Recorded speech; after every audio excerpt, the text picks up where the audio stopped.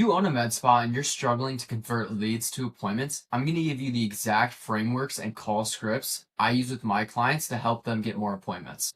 So the most important part of closing a lead is how fast you call them. Make sure you're calling your leads within 5 minutes of them showing interest. Because if you wait 30 minutes, an hour, they're busy with their day, then they forget they even filled out the form, and then they lost interest because maybe they signed up with another med spa, or the moment of interest is gone and they realized it wasn't a good idea. You want to capture the interest as soon as it comes in, call them right away. You want to have someone dedicated on the phone for just calling leads, especially if you're running ads. Then you want to make sure you're double dialing every single lead. You still want to call the second time just in case they hung up because they didn't know who it was. You want to show that the reason you're calling is important, and you do that by calling twice, and then a lot of the times they'll actually pick up on the second time because usually scammers and unknown numbers don't call twice. So you want to show them that it's important. This is the actual phone script that I recommend with my clients and I recommend you to use. It starts out like this. So the first thing you want to do is just say name. So if their name's Jess, you want to say Jess, question mark. And what this does is it snaps the call out of kind of a sales call, like a scammer, because you're just saying their name, and that's kind of what a friend would do. So you're setting the frame as a friendly, someone that they would know. You're setting the conversation as if they're talking to a friend. So you want to start out with just name, and then you want to say, this is your name or the person that's calling. So this is Ben. Pause. Let them think about it. They're going to be thinking, who's this person calling me? Ben, who's this? I don't know Ben. And then you say, just calling you because you filled out a form on our site for X promo, and I'm just reaching out to see when's a good time to come in. Does morning or an afternoon work better for you? And you want to say this specific thing because you want to remind them what happened. So they filled out a form on your site for this specific promo. You're reminding them why you're calling, because a lot of times they don't remember they even filled out the form. Maybe they filled out multiple forms. So you want to be very specific. This is who I am. This is the promo you signed up for. You filled out a form on our website. And then instead of just asking, are you interested? You want to use an A/B close. So you want to ask them and do an assumed close. You want to assume that they're just ready to schedule. So you're going to ask them, does morning or afternoon work? It's not asking, do you want to schedule? It's just asking a simple question, morning or afternoon. It starts the conversation and gets them slightly committed, but not all the way, and it's an easy answer for them. You don't want to just ask straight away, like, oh, when's a good day, or what day works for you? You want to just ask a simple question that they can answer, low commitment, and you're starting off slow and slowly building up to the appointment commitment. And this also, what it does is they're not thinking in their head, do I want to schedule? They're thinking, does morning or afternoon work better for you? You're not even letting them enter in their mind of not scheduling. They are already committing just by answering. They're committing and saying, they're thinking in their head, does afternoon or morning work? And it just completely circumvents that yes or no question of whether they're committed or not. It's just assuming they're committed and asking what time works better. And then you want to make sure you get some sort of card on file or a deposit to show further commitment and make sure they show up. So when it comes to actually getting the card or getting the deposit, you want to use an assumptive close, which just means you're assuming they already are interested and already going to close at the end.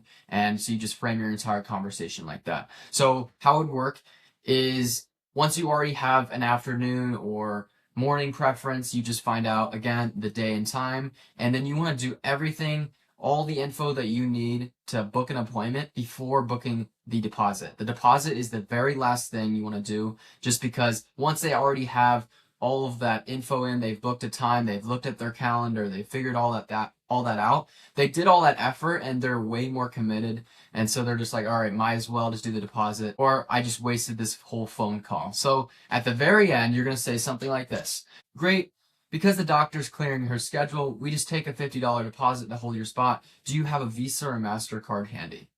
Again, you're going to use an A/B close. You're not asking whether they're okay with the deposit or we need your debit card, what are your card numbers. You're just simply asking what type of debit card or what type of card do you want to use. It's an easy answer. It's a Visa or MasterCard. It's a micro commitment, and when you do a ton of micro commitments, it's a lot easier to close them on that deposit than just, one big commitment of just what's your card number.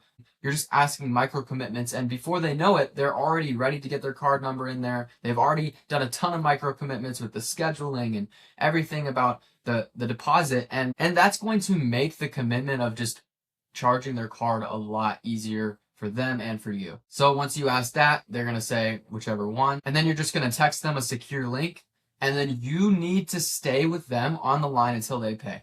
Do not just let them, oh, I'll pay it later, because they're not going to pay it later. They're either just making an excuse because they don't want to pay, or they're committed now and they're ready, but in a couple hours they're going to overthink it, and they're going to have some sort of fear, or they're just lazy and they're not going to end up paying, and the commitment's gone. They forgot about you. You need to get the commitment on the spot, on the phone call, get that deposit, and stay with them on the line until you get the notification that they paid. Otherwise, the chances of them paying that deposit on their own are almost zero. They're not going to do it. They're not committed enough for it.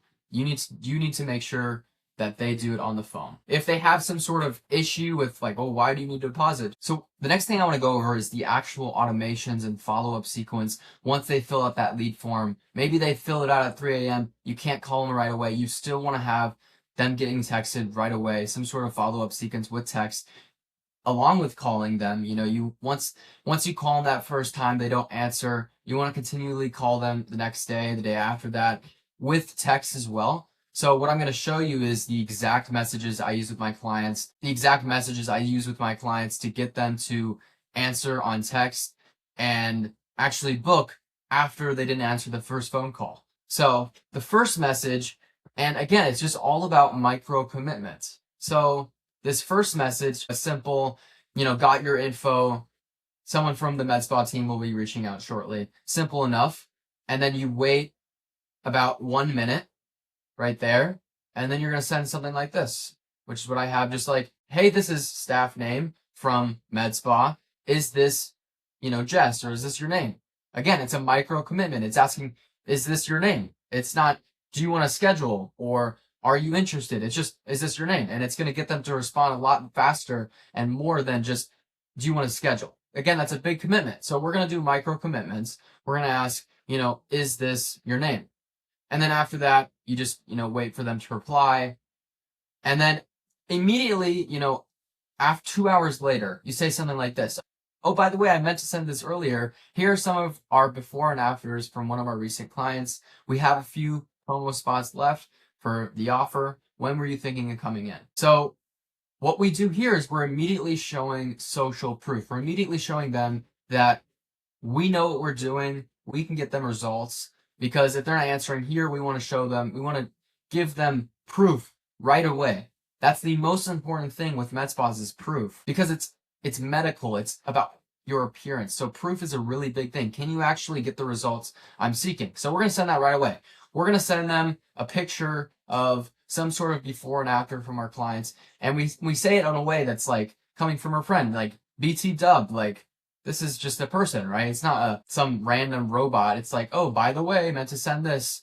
And that frames it again as like a friend texting them. You want to sound like a friend because people are so used to getting follow-up texts that sound robotic. Like, you want to make sure that you're sounding like a person. Short, sweet texts. Use abbreviations. Sound like you're texting your friend.